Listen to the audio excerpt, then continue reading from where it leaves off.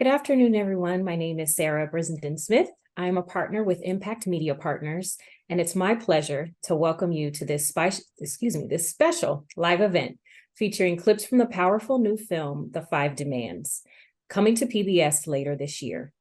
Today's event will be a discussion of equity and access to education, featuring distinguished guests from the NAACP, Brooklyn College, and Maryland Public Television, and moderated by veteran journalist and host of CUNY TV's One-to-One, Sheryl McCarthy. We encourage you to share your questions for our panelists using the Q&A feature throughout the event, as we'll have an opportunity to take some of your questions later on in the discussion. At this time, we'll watch a brief trailer for The Five Demands, and then Sheryl will join us to introduce our panel and begin the conversation. Thank you for joining us today. We hope you enjoy the event. The first thing that struck me, coming through Harlem, surrounded by Harlemites, my folks, and then entering the college and finding there weren't any of my folks. We had to have a strategy on how to open the doors for more people like us. Black and Puerto Rican students chained the gates to City College of New York, closing it. Shall be free, yeah. We shall be free.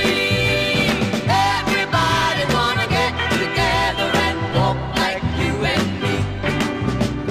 We shall be free, yeah. We shall be free. So power to the people, power.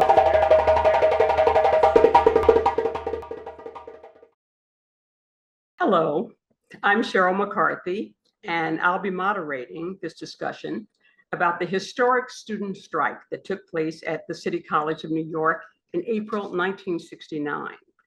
Led by Black and Latino students, the protesters took over an entire section of the campus, shutting down classes and other campus activities for 17 days.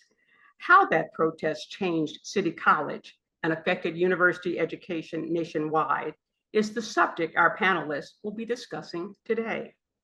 They are Wisdom Cole, National Director of the NAACP Youth and College Division.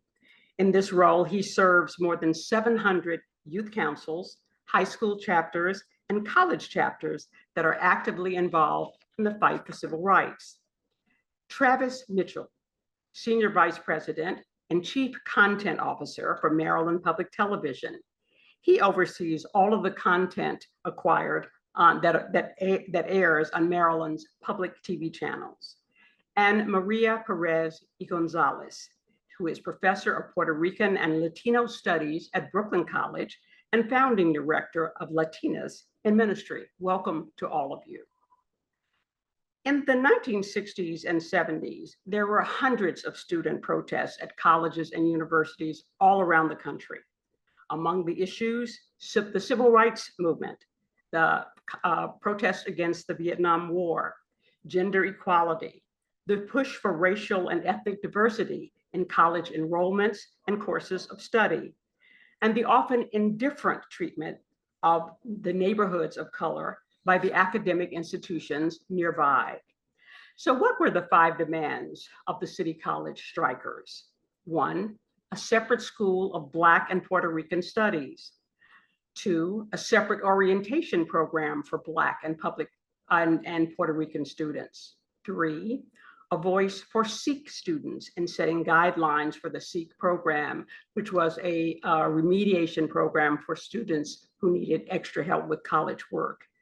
4, that entering classes at the college reflect the racial composition of New York City's high schools, which was more than 50% Black and Latino. And finally, that Black and Puerto Rican history and Spanish language be requirements for all education majors.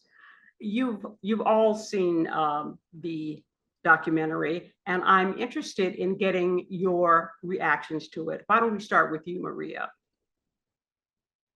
I've seen the entire documentary and it is fabulous. It is inspiring, has great music, and has voices from the various perspectives, the students involved, faculty members, seat counselors, and other students who were involved, some who, right, did not quite approve or did not understand what was going on and why they were locked out.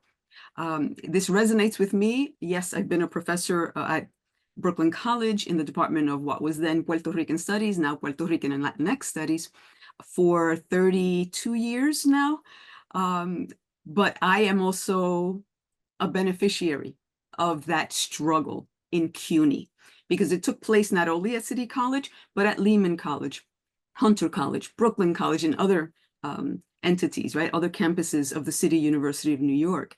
And so in 1985, 86, I began taking classes in Puerto Rican studies. So I'm not only a CUNY graduate from John Jay College of Criminal Justice, I'm also a beneficiary of the Department of Puerto Rican Studies at John Jay College, which is, I cannot say how valuable that was to me. I did not see myself reflected in any of the curriculum, not from kindergarten all the way into college years. So it was about my 4th year out of the 5. I was doing my bachelor's and master's at John Jay. So in my 4th year, I found the Puerto Rican Studies department and I took a course and it blew my mind. I had never heard any of the things that were being discussed and the critiques and the perspectives, nothing about myself. And so it changed my life. And so here I am. Okay, so the strike had a real impact on you personally. Absolutely. Wisdom, tell me your reaction to the film. Thank you so much, Sheryl, and it's great to be here with everybody. You know, my first reaction to the film was this quote by Frederick Douglass: "Power concedes nothing without a demand. It never did, and it never will."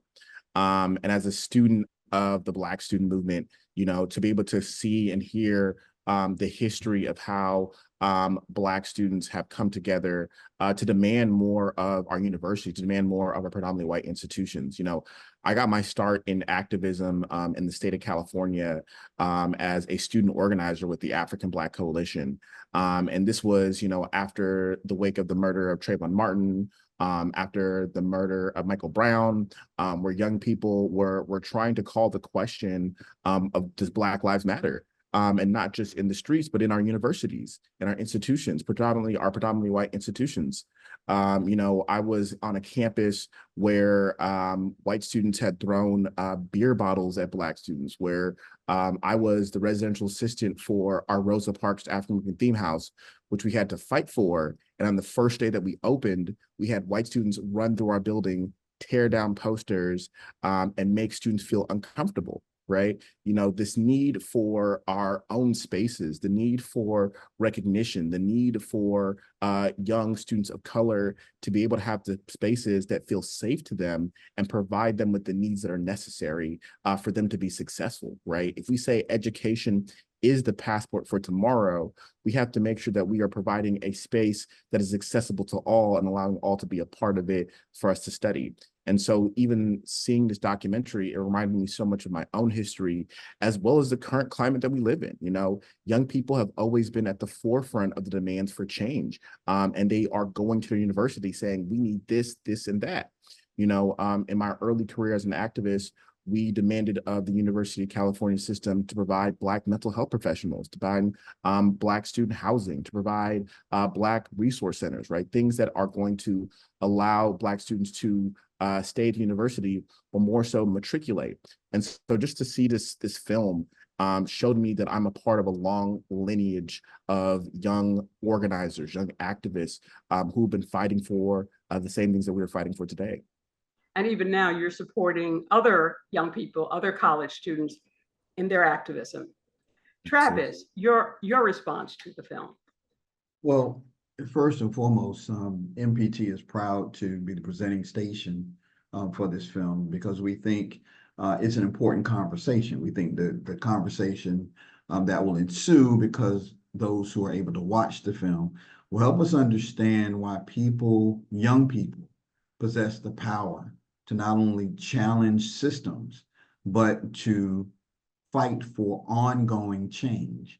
And we see some of the issues that the students were fighting for in the 70s remain issues of inclusive access that are plaguing our systems today. But I think what we have to understand is why young people possess such power. And it's because of their pursuit for the truth. And when you pursue the unvarnished truth, it often will place you on a path to step towards your destiny. Many of the activists found their voices on those campuses and have continued to this day to fight for a more inclusive democracy and fight for a better tomorrow by activating, mobilizing today. It reminds me, growing up in the South, a similar fight, but a different fight. My parents, growing up in North Carolina, couldn't attend predominantly white institutions because of the color of their skin. It was students of the Student Nonviolent Coordinating Committee. I'm from Raleigh, North Carolina. That Student Nonviolent Coordinating Committee was launched at historically Black Shaw University in 1960. My mother was a student at Shaw University where the lunch counter boycotts began, and SNCC took it upon themselves to really mobilize college campuses across the country and really open up this democracy to live out the fullest meaning of its creed. But why students? Because students were not afraid to lose something that they didn't have. They were hoping for a better America. They were hoping for a better tomorrow. And so they were willing to put their lives on the line to open up the nation for generations yet unborn. And I believe the idealism of students is the power that they have to effect change. And so what we can draw from the film is that we really should encourage our students to be active participants in shaping the country that they will inherit. We should not discourage activism, we should encourage it.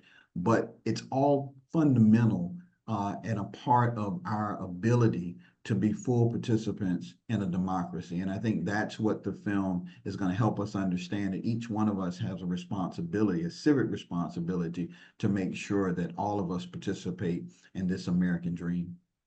As someone who grew up in Birmingham, Alabama in the 60s, I'm well aware of the, well, under Jim Crow, what that was about, and of the role that young people, sometimes very young people, played in overthrowing those restrictions.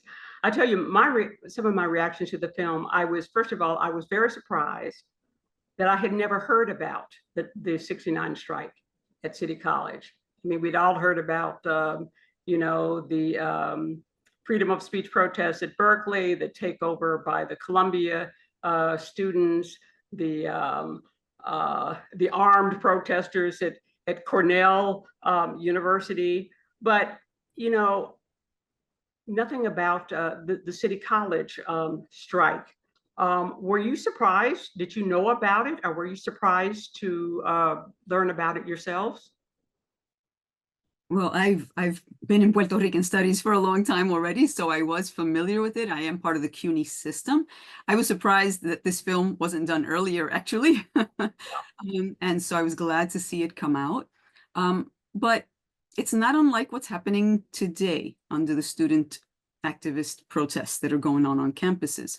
The media tends to focus with its bias on the elite institutions, not the public institutions, publicly funded. And so those stories are really important to bring out, precisely because the students in CUNY, right, are the students who are often forgotten about or marginalized from lower income families, disadvantaged backgrounds, perhaps. And so it's not a surprise to me that we don't know the story, right? On my virtual background, you see the book that I co-edited with Dr. Virginia Sanchez Coral. It's Puerto Rican Studies in the City University of New York, the first 50 years. And here there is a chapter on City College that Dr. Connor Thomas Reed wrote. And so if anyone wants to know a little more, there's some information there. But the book focuses on part of the ethnic studies struggles, right? The Black studies, Puerto Rican studies, it studies on, focuses on that, but it gives a context, the book, in the different chapters as to what went on, the struggles, the many strikes, the many protests, the many lockdowns that were happening all across CUNY to help establish ethnic studies in the City University of New York. I was also shocked, though in retrospect, I don't know why, by the fact that this city college is right in the middle of Harlem, in the middle of Harlem. And yet there were so few Black students who were enrolled or who were encouraged to come there or who could get in. That really shocked me. So let's talk about. I just want to run through what were the 5 demands. They were asking for a separate school of Black and Puerto Rican studies, a separate orientation program for Black and Puerto Rican students, a voice for Sikh students and setting guidelines for the Sikh program. This was a program of remedial help for students who needed help with college level work. That entering classes at the college reflect the racial composition of New York City's high schools, which was more than 50% Black and Latino, and that Black and Puerto Rican history and Spanish language be requirements for all education majors. We're gonna take a look at a clip from the film. I grew up very poor and very working class. And the schools, they didn't know what to do with us. I wasn't really taught how to read, how to write, and they had specific programs where they tracked us into. So the program I was into was to be a nurse's aide, learn how to take care of people. So I didn't even think about going to college. You weren't left out of college because you were dumb or because you couldn't learn. You were left out because the way society is structured, okay? And you weren't structured into that process.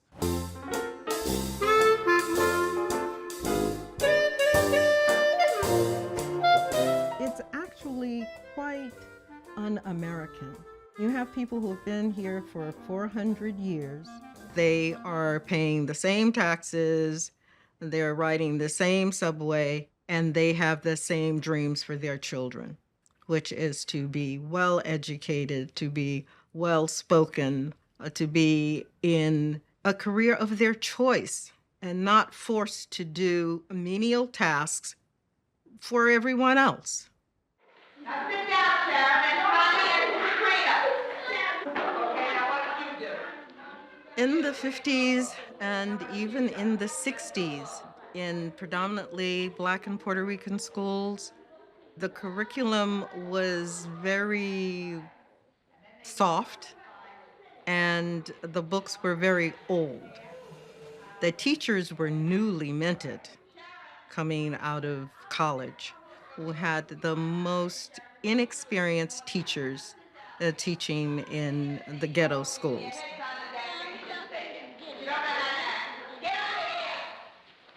Get over there and sit down. Sit down. Wait. 5, 10, 20, 25, 30. And everybody sit there. Everybody.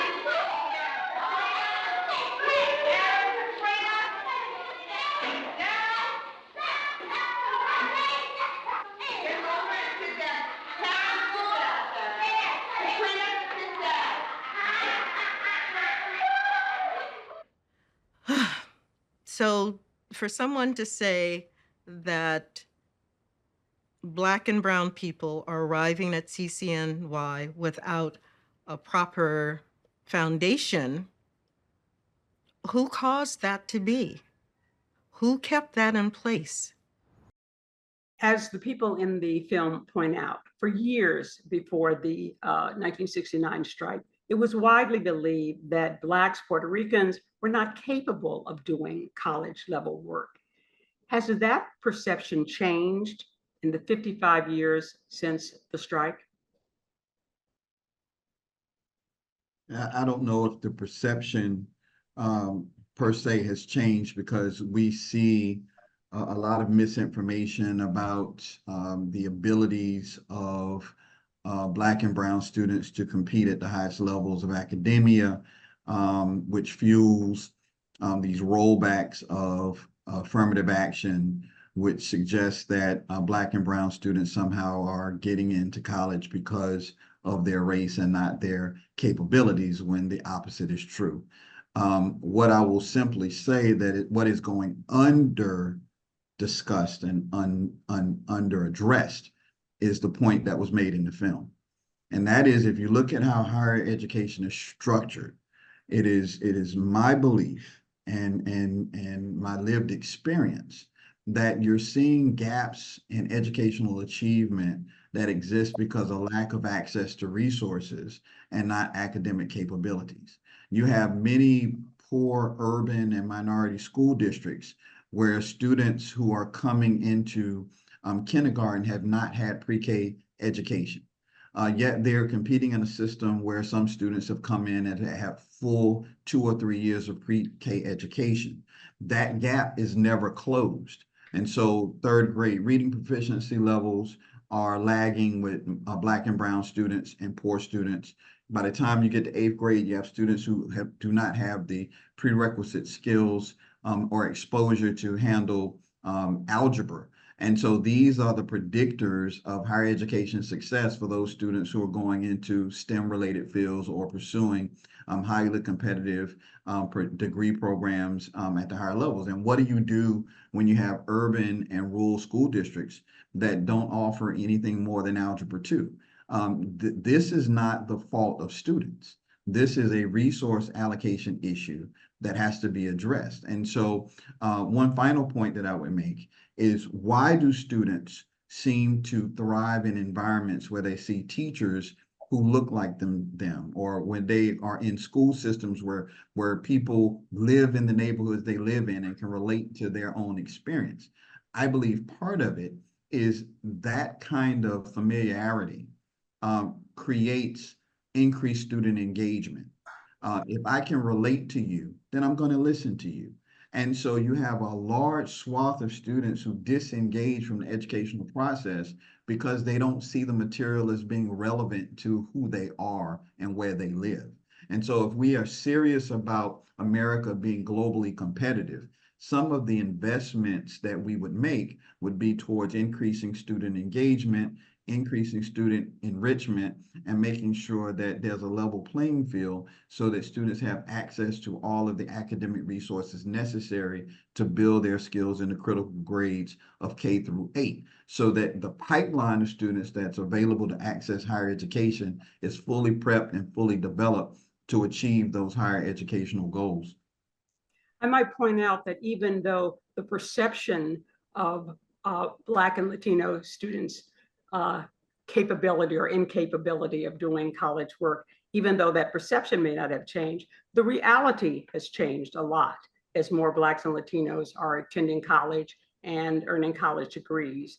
In 2022, the college enrollment rate among those 18 to 24 years old was 41% for Asians, 41% for whites, 36% for Blacks, and 33% for Latinos. So obviously, Blacks and Latinos are really pursuing a college education and are edging up on the enrollment rate of white students.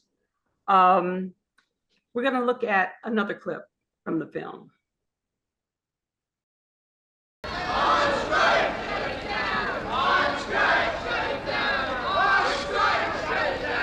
That was a radical time for white students too. A lot of the white students stood in front to protect us and enable us to continue to be there. So they were our comrades, our allies, and they had our back. During the strike, my concern was, what in the world's going to happen to our semester? We were careerists. We want to make sure the semester continued as it was, because we have our mundane aspirations just to advance ourselves another step further and hopefully someday to be a college professor. We don't want a small group of troublemakers to take over the campus. We want the school, the racial composition of the City College of New York to be representative of the high schools of the city of New York, which is 57%. You can check this with the Board of Ed. 57% of the public school students are Black and Puerto Rican. The thing is that racism is hurting everybody here, and discrimination is hurting all peoples. Why don't you join the majority? I am joining the majority of Americans who want a better life in this country. Well, the majority around you doesn't seem to support that. What does the majority say? That's what the majority says. The people standing around here are not the majority because Well, the people certainly are not. Wow, I think I held my own there. It's funny, I don't remember that. But now seeing it, I feel like, I knew what was important and I stood up. And you notice I don't see any women yelling at me. It all seems to be like it's all these big men like converging on me. So they were not the majority. She really was a firebrand.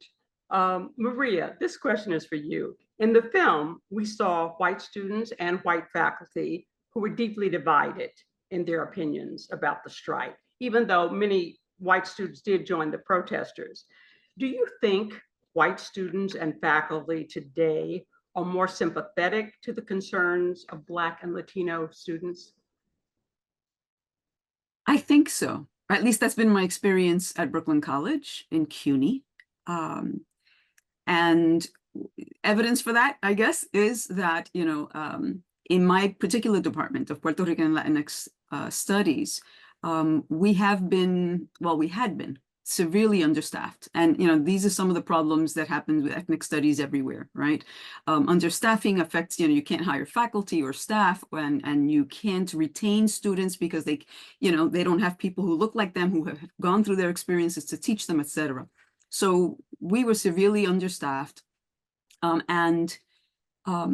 The people who helped us through the union in particular, right? Many of our white colleagues, and of course our African-American colleagues, right? We've always stood with the African-American community, the Black community. But indeed, just as in the late 1960s and early 70s, like the film shows, where you have a group of white students, and at Brooklyn College, it was white radical Jewish middle-income students who actually stood up and stood beside the Black and Puerto Rican students to establish these departments and fought for that. And so I think today, through the unions and our colleagues, specifically in the humanities and social sciences and the arts in particular, there is much more understanding and camaraderie and support for the students, as has been shown recently when the campus takeovers, right, have happened recently. The faculty and the of all colors and races were standing by the students. So I think there is a lot more understanding and support, but this is also New York City. And so I'll leave it at that. Is the understaffing in the Puerto Rican studies and Latin studies programs, is that because of they're undervalued when it comes to funding? I find it hard to believe that there aren't people qualified to teach in those programs. Oh no, there are many people qualified to teach in the programs, but as has happened since its founding, pretty much, right? You have just a few years after the ethnic studies were founded at CUNY, you have the crisis, the fiscal crisis. Right. And so, historically, the politicians cut back on CUNY, even though City University of New York is the #1 social, the social engine of social mobility to climb up for students in the city.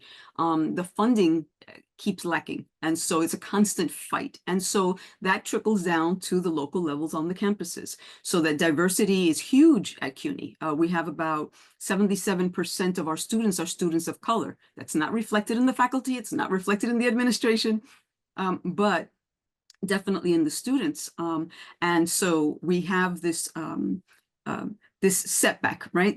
So it trickles down to each of the campuses. So we talk a big talk about diversity, but when it comes to putting money into departments and hiring, that's a little harder to come by. And so we see mergers and we see sort of these conglomerates of ethnic studies, rather than getting the support in terms of general education, where every student sort of has to take this.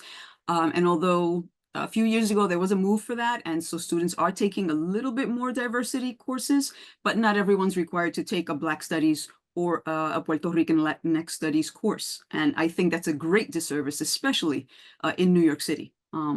And our students go from here to everywhere, but you should know something about your neighbors, about the world, right? About people that are different from you. And so that's important to keep those things in mind, because we do need to learn from each other. Otherwise, we're going to keep repeating the same mistakes over and over, and the most vulnerable are going to be the ones that suffer the most. And that's us.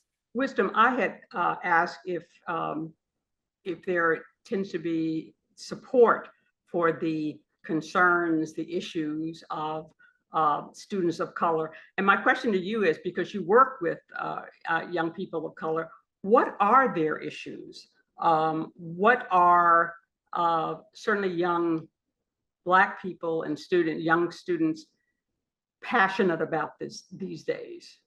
Yeah, young people are passionate about a plethora of issues, but even thinking about it in relationship to this film, I think young people are getting more attuned to structural racism and what are the institutional changes that need to happen to ensure our success, right? Like I look at the fifth demand that Black and Puerto Rican history and Spanish language be a requirement for all education majors, right? The point of that demand was to ensure that the future educators in the city of New York were doing the best they can to reach Black and Spanish language students, right? To make sure that there are actually changing the full course of events, not just a moment, right? Earlier we talked about the increase of young people of color, attending institutions of higher education. That's great. That's amazing. But are those students being retained? Are they matriculating, right? In my past life, I was a high school STEM teacher. One of the universities that we would literally help and support students getting into, we eventually found out that those students were not being retained at the university. And so they were starting their first year, leaving either through the first semester or by the end of the year, saddled with student debt and no education, no job, and no prospects, right? And so what I'm seeing right now with our young people across this nation is like, one, they are picking up the mantle and they're running with it, right? They are innovating the way in which they protest, and the way in which they build power, and the way in which they are recognizing the issues, the structural issues in our higher education system. But they're also saying that enough is enough, right? If you aren't succumbing to our demands, to the issues that are most important to us, then maybe we don't want to attend your institution. Maybe we want to attend another institution. Maybe we want to attend an HBCU. Maybe we want to attend a Hispanic Serving Institute. Maybe we want to go to an institution where we know that our identities are going to be affirmed, where we're going to be retained, and we're going to be supported in the longevity of our college cycle. And so I think what young people are looking for and are fighting for is a new deal for their future, right? In the economy that we exist in the climate that we exist in, with our political climate that is currently in existence with this upcoming election, young people are saying enough is enough and demanding more of us in every single way. And now the question I'm sorry to interrupt, but there does seem to have been a lot of support across racial lines for the Black Lives Matter movement. At least people are hanging signs that Black Lives Matter everywhere now, whether that's genuine or not. But there does that movement does seem to have garnered a lot of support across racial lines. Do you agree? Absolutely. That was one of the movements that politicized me, that said, like, me as a young science student who's interested in going to medical school, just staying in my lane, I was like, hey, I'm seeing this happen in my community. I'm seeing this happening across the country. Other people that I'm going to school with, my colleagues, my Black and brown and white counterparts, are all seeing this, right? And we are calling the question. Abuse of Black people by law enforcement people, right? Exactly, right. And we're calling the question, it's like, it's not enough just for you to say Black Lives Matter, but are you actually willing to be allies? Are you actually willing to be in solidarity with us? And what are you willing to do to ensure this actually matters, right? We talked a little bit earlier about how universities will talk about diversity. They will put, I was a Black student on a pamphlet that was handed out to other students to come and attend, right? And it's not enough just to see the representation, but what are we actually doing to make sure there are structural changes to that university, to those institutions, and how are our peers actually leaning in to do that as well? Right. We're going to play one more clip from the film.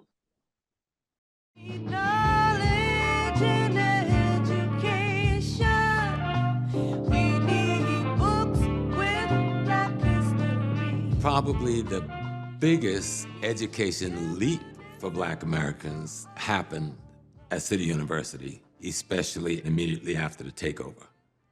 And I mean that nationally. The really great result of open admissions, not only at the City University, but across the country, is that we've changed the story. And the expectation is if you want to go to school, you can go to school and you can succeed.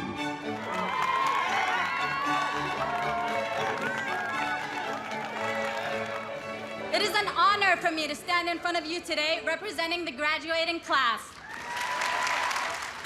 I was born and raised in Yemen, and before migrating with my family to the United States, I couldn't have imagined attending college simply because we weren't allowed to. My sisters weren't allowed to, girls before me weren't allowed to. I fought to be allowed to pursue an education, for the right to be here. As I am sure all of you standing in front of me today fought for the same thing. We earned the right to be here. When I was a freshman at this school, right, I remember hearing people talk about diversity all the time, but I didn't really understand what it meant. And I absolutely did not understand or appreciate what it's worth. So what I'm telling you is that diversity of people gives rise to diversity of thought. Diversity of people allows us to be a stronger student body, go on to be a stronger workforce, economy, and a stronger nation. And I say to you, esteemed First Lady, you can tell the President that his dreams for our nation have been alive and well at City College for decades and will be for decades to come.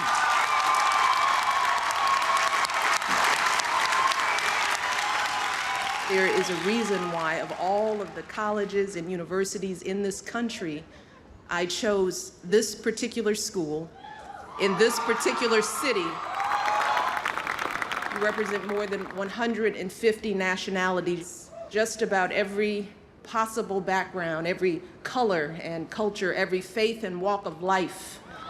So graduates, with your glorious diversity, you all embody the very purpose of this school's founding. This question is addressed to Travis and then to Maria. The strike at City College did seem to light a spark. In 1969, 97% of City College students were white.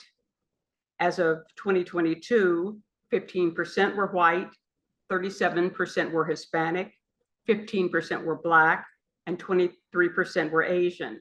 Throughout CUNY, which has 225,000 students on 25 campuses, the breakdown is now 23% white, 30% Latino, 25% Black, 21% Asian. So as we've said before, CUNY is a very diverse place, racially, ethnically, in terms of the countries that people are from, in terms of the languages that they speak.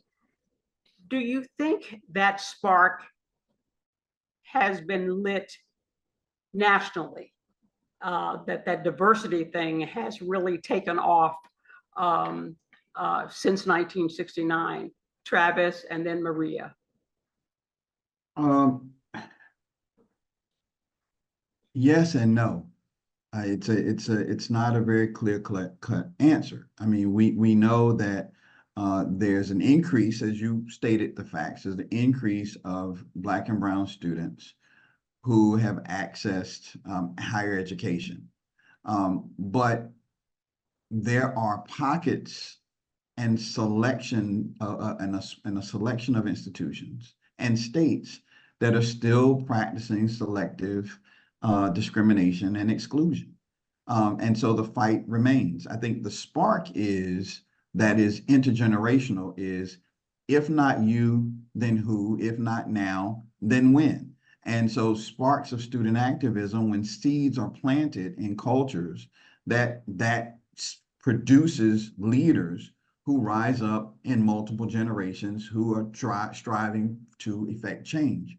My own experience as a student leader, I mentioned student activism in the 60s, 68, 69, or 67, 68, 69. That was a wave of student protest on campuses, not just in the SUNYs, but on HBCU campus. They were fighting for a myriad of causes, Vietnam being one of them. But the time— You were at Morgan State University. Yeah, Morgan State. And so students were fed up.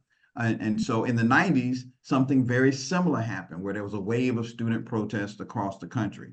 HBCUs, for instance, were fighting against state practices of historic underfunding. So as a student leader in 1990, I led one of the largest student protests in Maryland's history, which included a hunger strike and a 40-mile walk to Annapolis to fight for the state to redress 50 years of systemic underfunding. And the students realized that their actions then needed to move the needle toward the state funding a 25-year capital improvement plan that had been put forth by the university that would far outlive us. As a result of the activism, the university received $1.5 billion in funding for capital improvements, and the protest was the spark for a class action lawsuit on behalf of 5 HBCUs against the state of Maryland that was settled just last year for $577 million. So here's my point.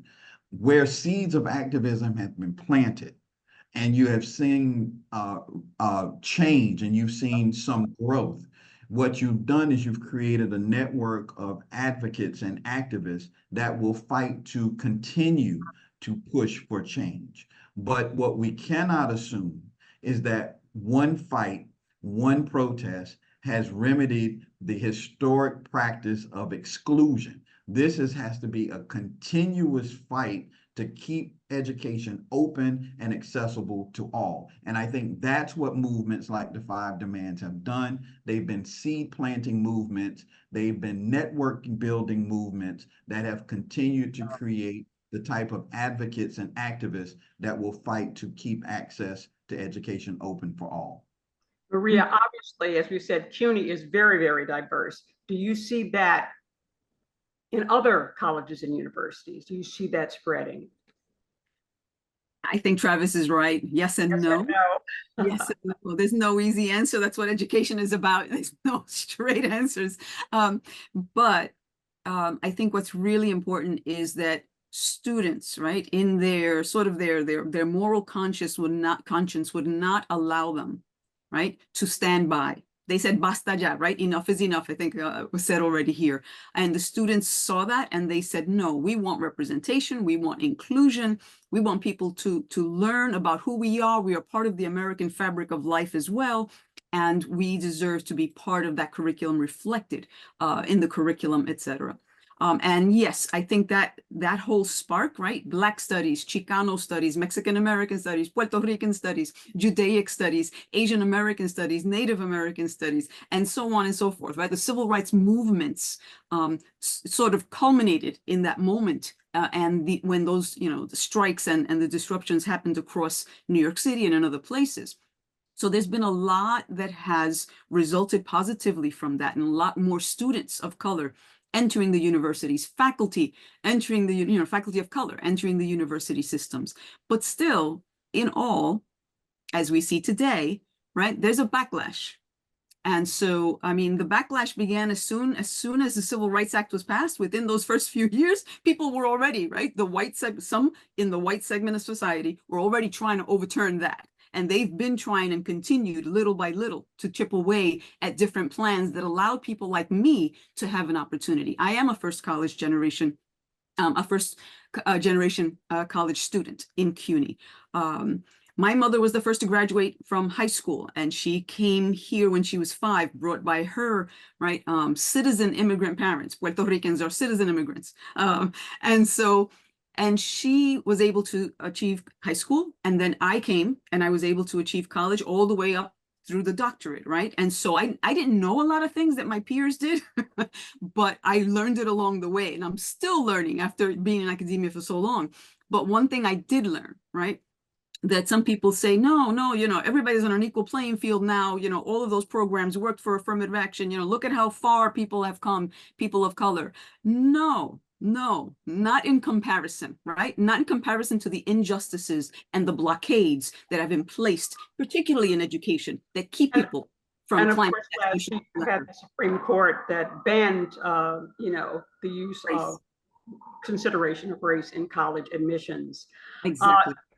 It's interesting. I was talking to Evan Mander. He's a CUNY professor of criminal justice and the author of a book about affirmative action and admissions policies at the Ivy League and elite colleges. And he happened to have gone to Harvard, but he said that he believes the only institutions that really practice affirmative action for students of color are CUNY and the historically Black colleges. Would you agree with that, Travis? What I would say is that by the virtue of their founding, the histories of HBCUs have indicated they've been some of the original interracial play and safe spaces for inclusion in the country, because what people forget, many HBCUs were founded not by Black people, they were founded by white people. The other issue with that is that in many of the rural areas, it wasn't just newly freed slaves that went to the schools, there were poor white students attending those institutions as well.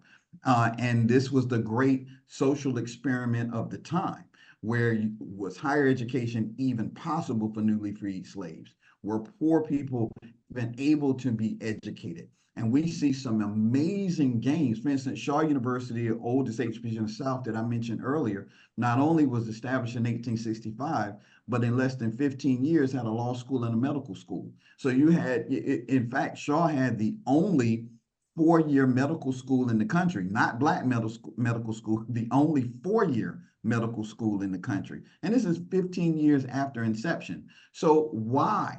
Because again, the notion that people of color, poor people, could not be educated was not based on any fact.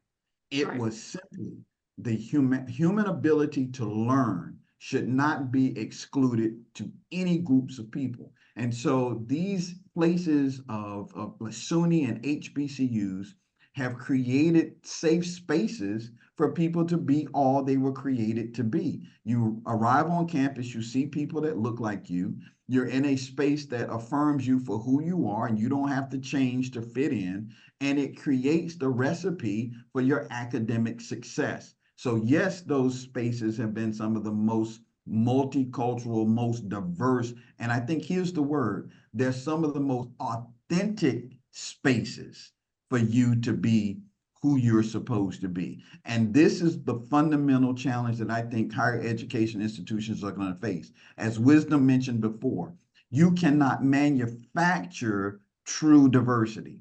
If you attempt to use kind of artificial means to make it seem that you're diverse, students are going to withdraw and find places that accept them for who they are. I think the great equalizer to all of this is going to be the marketplace. And so when you start to see mass withdrawals of students who are in search of places that affirm them for who they are, that will create another effort to create diversity and equity, but it just won't be mandated by law. The marketplace will dictate it.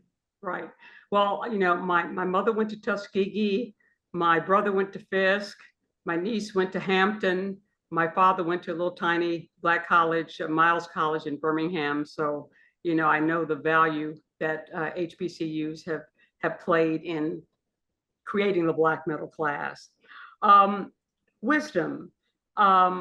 We started out talking about the student strike at City College, but recently, there have been hundreds of student protests around the country around the Israel-Hamas war and about US support for Israel. A lot of controversy over how colleges and universities and there's been a lot of controversy about how colleges and universities have handled these protests.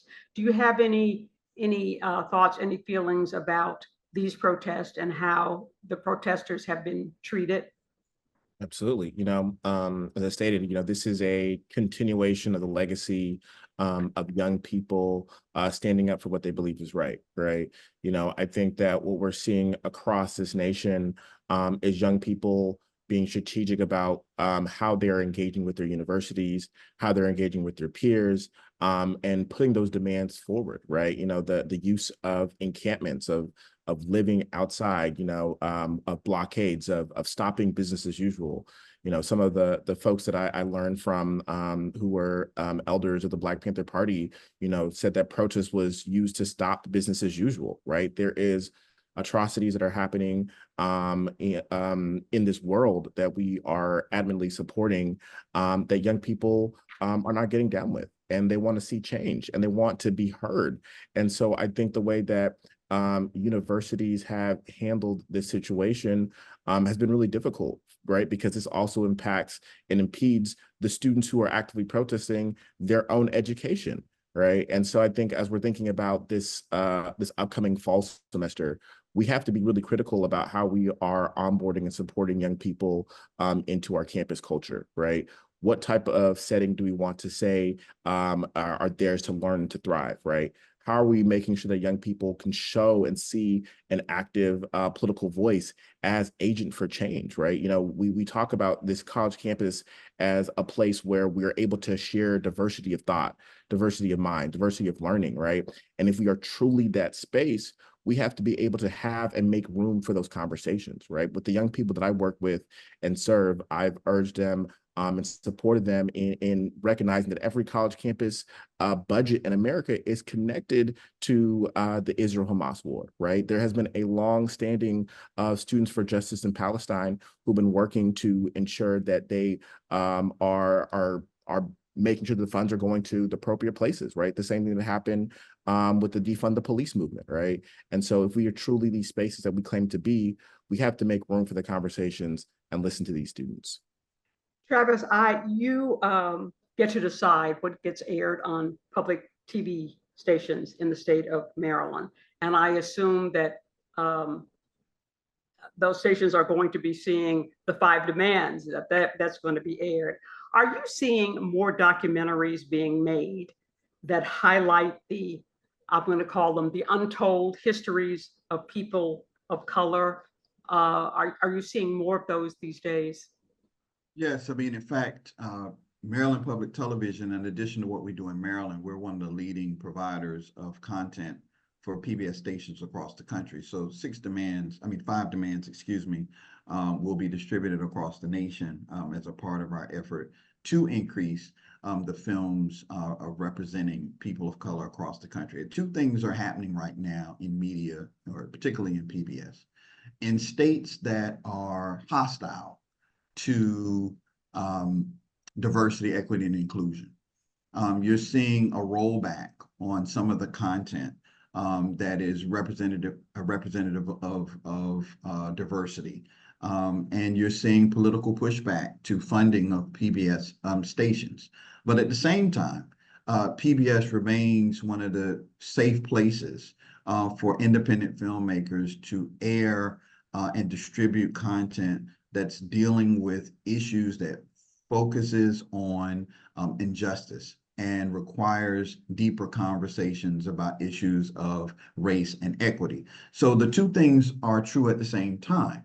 And so they're in the post-George Floyd era, there was a rush to include representative films. But as of late, there's been a rollback to those efforts. My optimism is this, that the people, the viewers, who are requiring honest debate and requiring honest discussion, these are the supporters of the PBS system.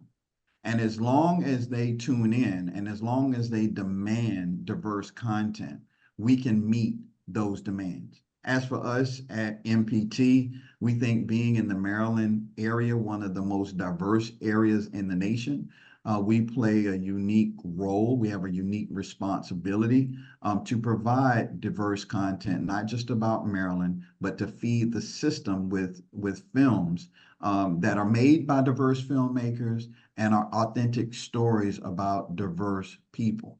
Our mission is simply this, that we enrich lives and strengthen communities through the power of media. There is a need for authentic storytelling that tells all of our stories, not just a few stories.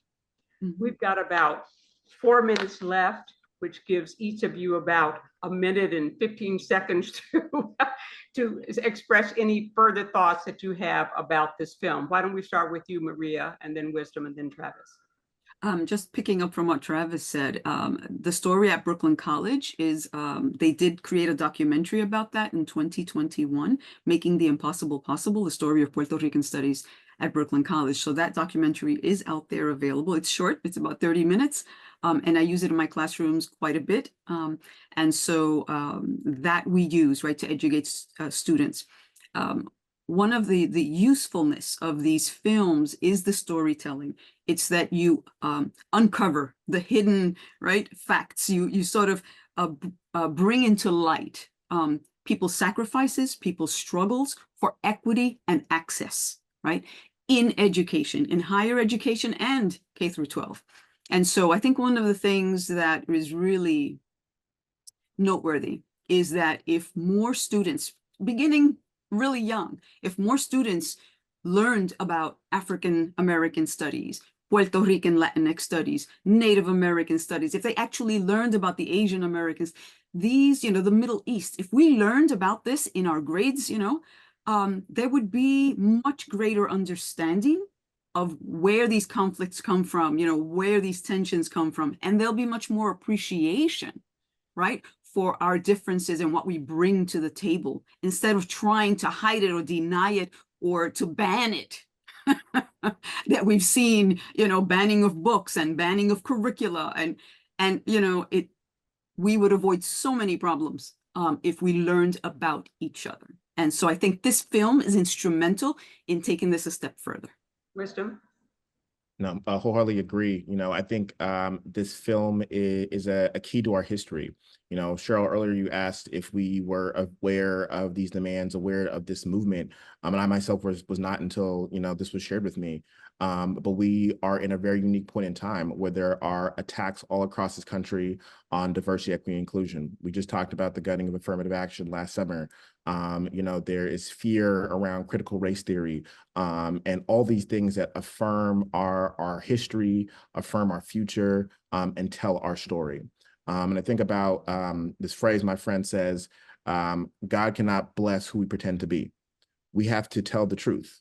We have to understand our history. We have to learn from our past, such as the Sankofa bird does. We have to look back to move forward. And so if we truly want to be the country we claim to be, if we truly want to be the higher education systems that we claim to be, that support diverse minds, that support diverse solutions, we have to continue to provide resources such as this film and others to ensure that young people have access and knowledge to these movement building moments. Travis?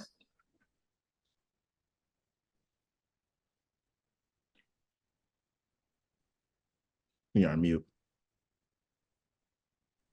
I want to salute Dr. Gonzalez and Mr. Cole and Impact Media Partners and you, Sheryl, for having this discussion, and those who have logged on, and including the filmmakers. This is an important film. MPT is proud to present it. It's part of a long line of films that we're committed to create national debate around these important issues. We produced Harriet Tubman, Visions of Freedom, Becoming Frederick Douglass last year. And in 2025, we are bringing to the screen Becoming Thurgood Marshall, to have a conversation about courage in this nation and what it means in jurisprudence. And so this film is part of a long line of films we are hoping to deliver. Becoming Thurgood Marshall is going to be a part of a national celebration that we're bringing to PBS for HBCU Week, September 2025. Dr. Gonzalez, we're looking to partner with schools like SUNY and really bring HMSIs into the fold, to CUNY and to bring HMSIs into the fold, excuse me. And so we want to make sure that we are using public media to bring a wide swath of people into this conversation. So public media, we believe, is the place where films like The Five Demands should be seen and produced, and there's a need for many, many more of them. I want to thank our panelists for joining us in this discussion today. And my main takeaway from the film is it affirms the fact that students are so often the agents of change, whether in the civil rights movement, in the anti-Vietnam movement, in the anti-communist movement, in Tiananmen Square, in opposition to the Israel-Hamas war. And their actions are often the spur that forces governments and institutions to make big changes. Thank you so much.